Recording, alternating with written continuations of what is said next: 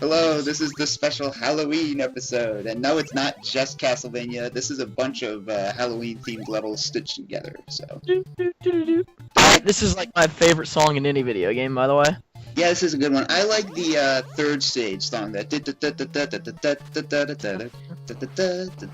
I love that song. Castlevania has the best music in any video games I've ever played. Have you noticed that? Yeah, but Castlevania is one of the best 8-bit soundtracks, and I'm not even really a fan of the series. I like what's it called, Aria of Sorrow, and that's about it. But Trust me tonight. yeah, how far have you gotten in Castlevania 1 before? I think I've made it to. I think I've actually made it to Dracula once upon a time. Oh wow, you did better than I did. I made it to death and got my ass kicked, and then it just like. Oh god, fuck him! Oh my god, I remember that fight. No. This is on the Virtual Console, by the way. That's why you can hear the audio out of both channels. If I record from my NES directly, you can only hear it from one channel. I think the name of the song's Vampire Killer, by the way. Yep. Thought so. Yep. I was so thrilled. Like, I was playing Castlevania Dawn of Sorrow, then I went into this one area and there was a remix of this song. I was like, holy shit! I know, it's that epic. Yeah, This song is remixed in about every Castlevania game. Yeah. It was the first time I heard it. Yeah. It's funny because Aria of Sorrow was like the first Castlevania I played, but I didn't expect to like it going into it. Like, I went into it thinking I'd just make fun of it, but then I ended up really enjoying it. Making fun of a Castlevania game, have you no shame? And my mic was farther away than usual. I forgot to set up my mic properly for this episode, so if I sound a bit weird, sorry about that. Silly Pico. And it's the Halloween episode. We can be sloppy. This whole thing was cobbled together in about 2 hours. I just walked Cobblepot, aka the Penguin. Yeah, I forgot about that. Yeah, Get the axe, or else this boss is impossible. Oh, the bat. I love the bat boss. He's so easy. If you have the axe, without it, you're screwed. Oh, can't you jump and whip, Pico? You can do it. Believe. I'm terrible at these games. Well, I'll admit these first 3 Castlevania games are a lot more difficult than when they switched to the Metroidvania style. Yeah. And I missed the orb. Fail. No, I do prefer the Metroidvania type games because I'm a big Metroid fan. Right. Whoa, points, dude! I played a Castlevania game once on a Halloween special. Super Mario, really? I couldn't think of many Halloween episodes. Shut up. I played this game. Let's see how bad Pico does. You did the Boo House, the first Boo House. No, this is not the first one. This is the one where you fight the boss Boo.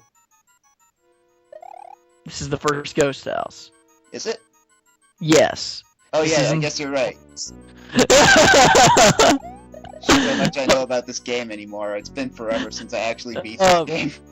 Getting the secret exit in here is really easy, especially compared to most ROM hacks. Yeah. Silly Pico, learn your puzzle. There you go. Just fly in here, Pico, fly. The Christmas episode will be way easier because there's like a billion snow levels in the world. I can imagine some Super Mario 64 somewhere. And also, I like to record from my actual cartridges and stuff, so I was struggling to find Halloween stuff from the few games I have anymore, so I did have to record some stuff from an emulator, which will be one of the only times you ever see me do that. My, I have an idea for one of the Christmas things. I'll tell you later, though. Okay. I did this too, Pico. You copied me. Hey, this is my footage. What the fuck? You stole it from me. No, it isn't. I'm just kidding. I know Pico. Pico would never do that. God, he's so easy to kill. I know, but when we were kids, we were scared of this guy. I never knew about this until way late in the future. Yeah, same here. Even though it's not that well hidden. No, it's not, but then again, I didn't know that the red levels meant, secret exits back in the day, so. And all the speedrunners abuse this. Mm-hmm. It's no fun. I played through the whole game. Whoa. Now we're going to Transylvania. It's Halloween. It counts. Woo! Alright, Scrooge McDuck. Shut up. Nobody likes you, Wendy. You were the least popular character. Cause she had a vagina, and no one likes furry girls. Whoa, Scrooge. Watch what you're doing there. I see you got something down here, boy. Ah, rape! mummies. And what the hell is that? Is that a ball? It's a The ball thing and that, chain? thing that popped out of him? Yeah, is that a ball and chain? Oh yeah, they're chained to the, that's why they can't actually move away from them. This looks like a pretty fun platformer. Oh yeah, it's really easy though, but we had this game when we were kids and it was one of our favorites. This is, you know, like Capcom and Disney on the NES could do no wrong. I'll find one and then did wrong. Well, okay, yeah, DuckTales, Chip and Dale 2 wasn't that good, but Chip and Dale. but the first Chip and Dale game is also a classic. Oh my. Oh, I remember this bitch from the cartoon that I didn't watch that much. Magica Dispel. Oh, I didn't watch DuckTales that much as a kid, so. no. I remember I watched it, but I don't remember a goddamn thing about it. I just remember it being about Scrooge McDuck. That's it. I remember the movie, because we had that, and we watched that a lot. I like the Christmas Carol one with Scrooge McDuck. Oh, Mickey's Christmas Carol. Yeah, that's awesome. And I love the intro song to that. Joy to the children, far and near. I think my favorite Christmas story movie was the one with what's-his-face, that one dude who played, who's Austin Powers' dad, and he was in that one movie that was really great I saw once upon a time, where he was like this crazy guy going around killing people. What's his name? I don't know. I don't know any movies. Oh, by the way, something weird about this is actually recorded on the Super Game Boy, which I did not think you could put Pokemon Pinball on Super Game Boy, because it's a Game Boy Color game, and Game Boy Color games generally don't work in Super Game Boy. So I was really surprised when I saw this worked. You're amazing, Pico. You can do anything! Although it doesn't have the colors that it would have on the Game Boy Color, so it looks all crap. They evolve, Pico! And this sucked. I hope you're happy that I did this, because I had to beat Diglett's stage for this. Fuck Diglett's stage. I will, and you'll like it.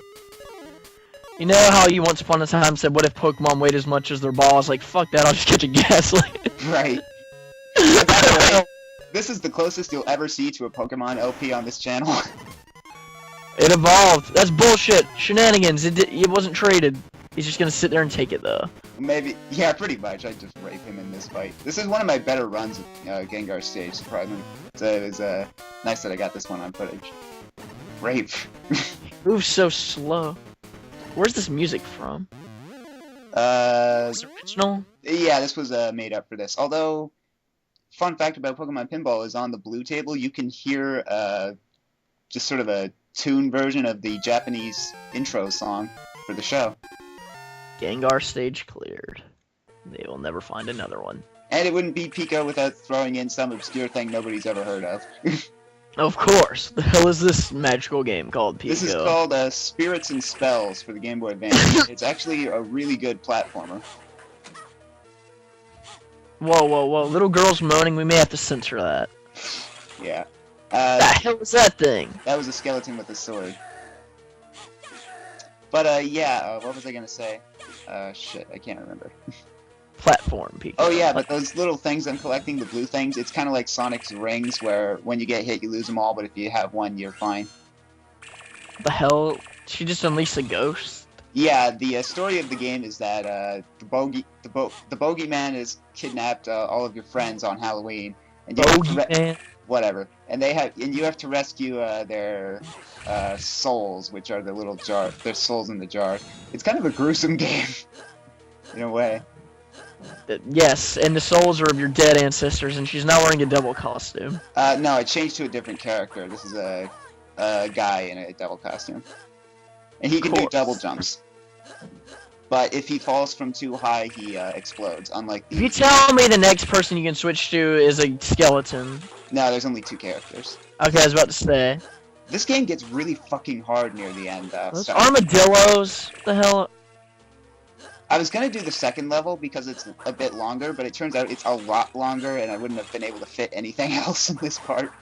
I know, damn you, 15-minute time limit. That's not Halloween food, or is it? We'll fix that soon enough. And yay, Mickey Mania! My favorite Mickey Mouse game. Mickey Mouse has had a lot of good games. He seems. Why didn't you play the one on GameCube? Remember? I don't remember that one. You don't remember it? It's like Mickey's Haunted House thing. It was like one of the earlier GameCube games. Oh, well, I didn't have it. But it wouldn't be Halloween without the Lonesome Ghosts. Gotta have the Lonesome Ghosts.